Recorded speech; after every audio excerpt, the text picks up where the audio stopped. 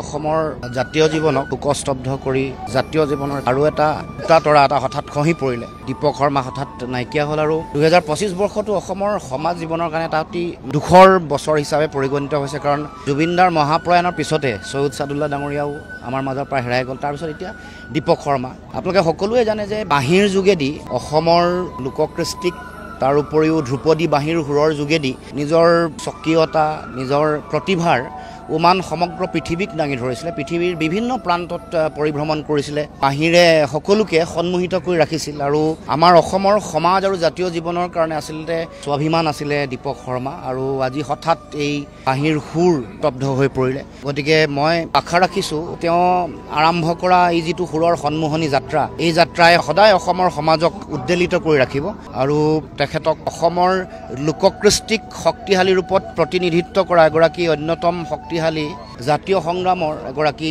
সেনাপতি হিচাপে সকলোৱে মনত ৰাখিব। কাৰণ কৃষ্টি সংস্কৃতিয়েই আমাৰ সমাজৰ পৰিচয়। আমাৰ থলুৱা লোককৃষ্টি সংস্কৃতিৰ যোগেদিয়ে অসমৰ সমাজ আৰু সভ্যতাক পৃথিৱীত প্ৰতিনিধিত্ব কৰিছে। সেইকাৰণে আমি এই ক্ষণত অসম জাতীয় পৰিষদৰ তৰফৰ পৰা দীপক শৰ্মাৰ আত্মাৰ সদগতি কামনা কৰিছোঁ আৰু শোকসন্তপ্ত পৰিয়ালবৰ্গলৈ মই গভীৰ সমবেদনা জ্ঞাপন কৰিছোঁ।